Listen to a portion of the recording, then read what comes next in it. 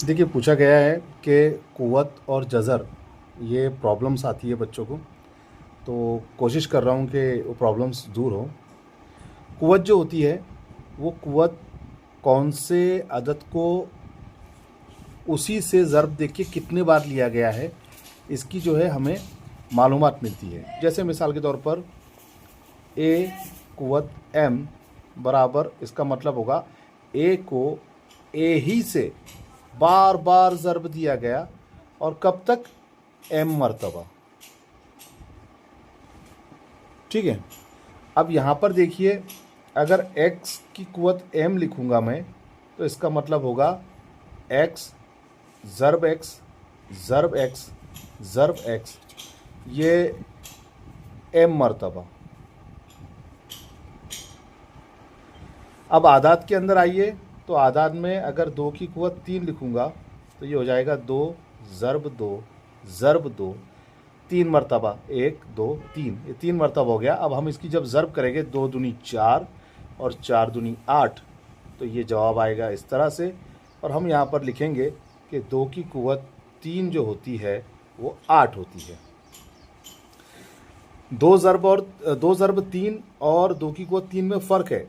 2 ज़र्ब 3 का मतलब ये होगा कि 3 को इस तरह से 2 बार जमा किया गया, ये ज़रीब है और ये कुव्वत है। इसी तरह से 3 ज़र्ब 2 का मतलब होगा कि 2 को 3 मरतबा लेकर जमा किया गया। लेकिन यहाँ पर कुव्वत की बात चल रही है, लिहाजा अगर मैं लिखता हूँ 4 की कुव्वत 3, तो ये होगा 4 ज़र्ब 4 ज़र्ब 4, यानी 4 चौक 16 और 16 चौक 64, यानी 4 की कुव्वत 3 बराबर 64।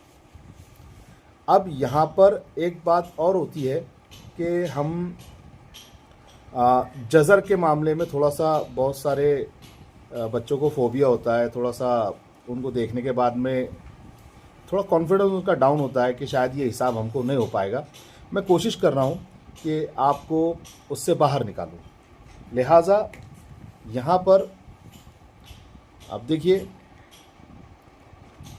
2 ज़र्ब 2 ज़र्ब 2 ज़र्ब 2, ये इसको हम लिखेंगे 2 की कुव्वत 1 2 3 4, यानी 2 को 4 मरतबा लेकर उसी से ज़र्ब किया गया।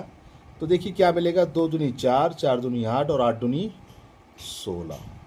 इसका मतलब ये है कि 2 को उसी से 4 मरतबा ज़र्ब किया गया तो 16 हासिल हुआ। तो हम लिखते हैं 2 की कुव्वत 4 बराबर 16। अब हम अगर इस तरह से कोई हमको कहे कि 16 का जज़र, एक बात याद दिला दूँ आपको कि ये जो होता है ये दूसरा जज़र होता है, लेकिन ये लिखा नहीं जाता, इसको समझना पड़ता है कि ये 16 का दूसरा जज़र है। तो ये कह रहा है कि 16 का जज़र, यानी इसको दूसरी ज़बान में हम कहेंगे इस तरह से लिखकर, वो कौन सा अदद है जिसको उसी से 2 बार ज़र्ब किया गया तो 16 हासिल हुआ। फिर सुनिए मेरी बात, वो कौन सा अदद है जिसको उसी से 2 मरतबा ज़र्ब किया तो 16 मिला। तो हम सीधे कहेंगे कि भाई ये 16 तो इस तरह से बना था, 4 चौक 16, और जवाब होगा हमारा, है ना,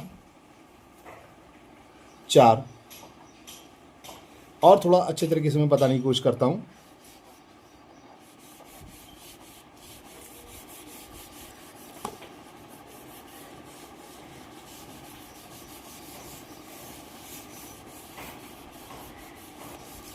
यह आपकी एजुकेशन प्रॉब्लम्स को सॉल्व करने की एक कोशिश है, उम्मीद करता हूँ, और अल्लाह से दुआ है कि मैं आपकी जो कन्फ्यूजन है उसको दूर कर पाऊँ। जैसे पी ज़र्ब पी ज़र्ब पी, इसको मैं लिखूँगा पी की कुव्वत 3। अब ये पी जो है नामालूम है, लिहाजा इसका जवाब भी जो है हमारे लिए नामालूम रहेगा। लेकिन अगर फ़र्ज़ कीजिए इसका जवाब आता है, इसको मान लेते हैं हम बी, तो बी है ना। इसके यहाँ पर लिखूंगा मैं तीसरा जज़र, जज़रुल मकब जिसे कहते हैं हम। बी का जज़रुल मकब यानी वो क्या है जिसको उसी से ज़र्ब दिया गया अदद की शक्ल में, वो कौन सा अदद है जिसको, या हिंदसा है जिसको उसी से 3 मरतबा ज़र्ब किया गया, तो बी हासिल हुआ। और यकीनन आप ऊपर देखिए वो पी है जिसको उसी से 3 मरतबा ज़र्ब किया गया, तो पी जो है हमें बी हासिल होता है। जैसे एक मिसाल लीजिए 16,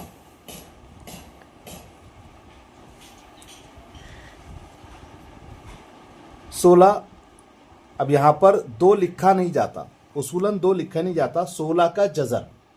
तो हम यहां पर सोचेंगे वो कौन सा अदद है जिसको उसी से, वो कौन सा अदद है जिसको उसी से 2 मरतबा ज़र्ब किया गया, तो 16 हासिल हुआ, और वो है 4। देखिए 4 ज़र्ब 4, 4 चौक 16। वो कौन सा अदद है जिसको उसी से 2 मरतबा ज़र्ब किया, यहाँ 2 है लेकिन दिखेगा नहीं। वो कौन सा अदद है जिसको उसी से 2 मरतबा ज़र्ब किया तो 16 हासिल हुआ।